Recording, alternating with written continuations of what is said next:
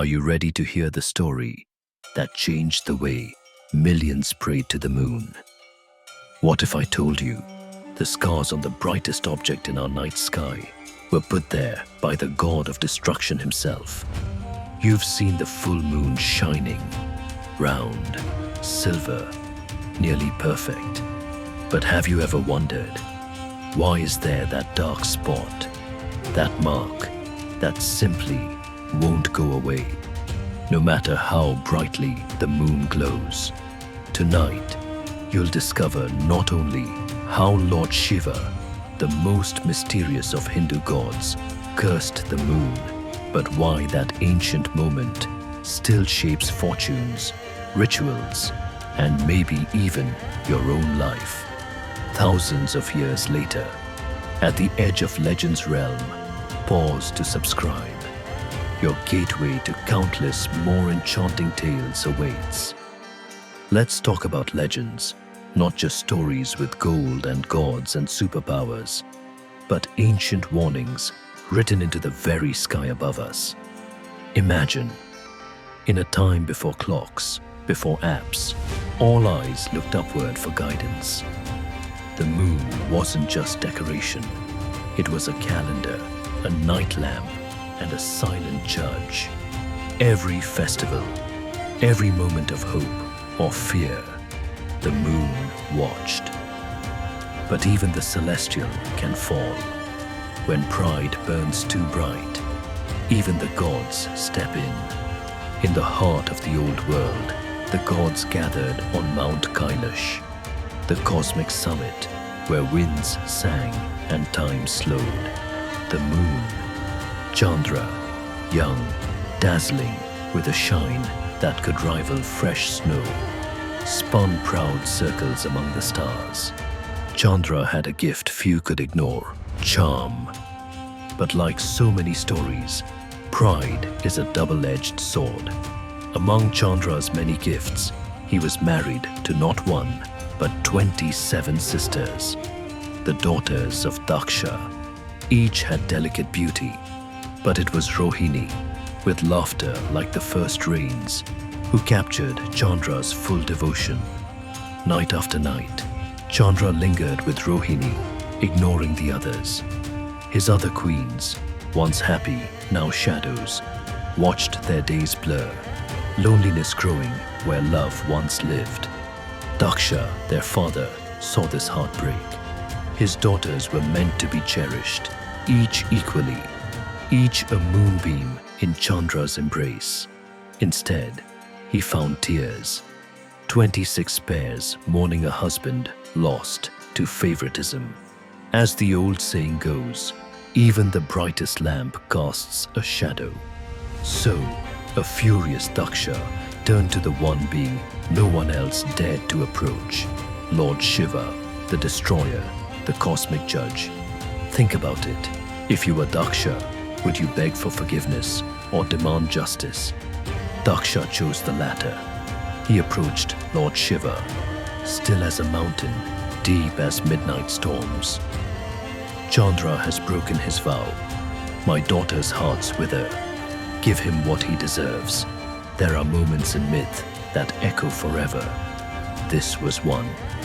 Shiva heard the plea, closed his eyes, and let silence paint the air heavy. Then, with a sigh that shook the mountains, he pronounced the curse. Chandra, may your light fade. May your beauty wane like pride burned away. Let darkness mark you, so all will remember what excess pride brings. If you listened close, you'd almost hear the night gasp. The moon's glow began to dim. His round perfection bled into shadow. That familiar dark spot, that's Shiva's curse, imprinted for all to see. Chandra felt his glow ebb away, confusion turning to panic. What have I become? He wondered, looking for his reflection in the still lake below, only to find a pale, shrinking ghost staring back. But let's step aside. This isn't just about gods. There's a lesson in every child's bedtime story. And Shiva's curse is no different. Since that day, every night has told the same tale. Light fades, promises break, pride punishes, but hope, too, lingers. Chandra, desperate, rushed to the feet of Shiva himself, tears streaming, humility blooming, where arrogance once ruled.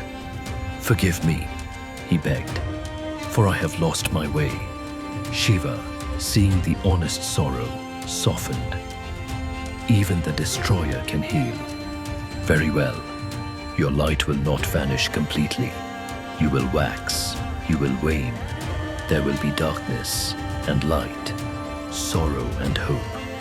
Let this be your fate, and a sign for all living things that change is nature's law."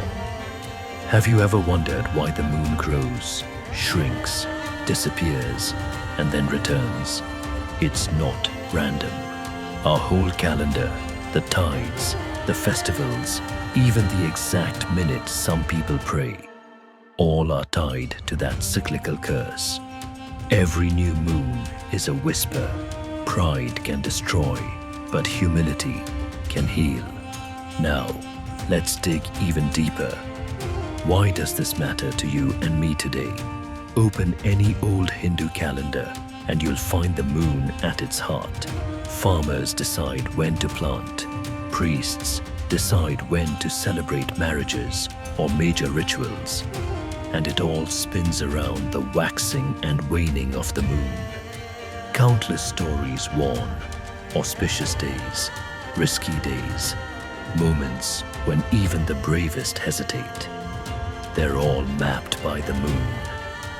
Take Amavasya, the night when the moon disappears completely. Some say bad luck blooms on this night. Others see a chance for new beginnings. That duality, it's the echo of Shiva's curse, destruction and renewal tangled together. Some traditions go beyond the calendar. In astrology, the moon is Chandra Graha, the planet of mind, mood, and emotion. Astrologers will tell you, a troubled moon in your chart can mean unstable thoughts, mood swings, a restless heart. People still chant mantras to Shiva and Chandra, hoping to calm emotions, heal anxiety, and bring back inner light. Picture a young boy worrying about his future, feeling small beneath the vast sky. His mother tells the legend of Shiva's curse, holding him close. The moon was proud, but learned to be humble. Even when you feel invisible, your light will return. For generations, these stories have wrapped Indian families like a warm blanket on a stormy night. That's not just a myth. It's medicine for the soul, a frame for hope in hard times. Have you ever noticed that beautiful crescent on Shiva's own head? That's no random ornament. It's Chandra himself. Shiva didn't just punish, he protected, marking his own hair with the humble moon, a symbol that every fallen star can rise. That forgiveness lives side by side with justice. But what about the bigger challenge?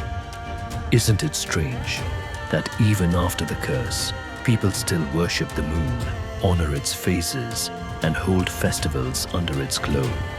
The moon, despite scars and cycles, remains loved.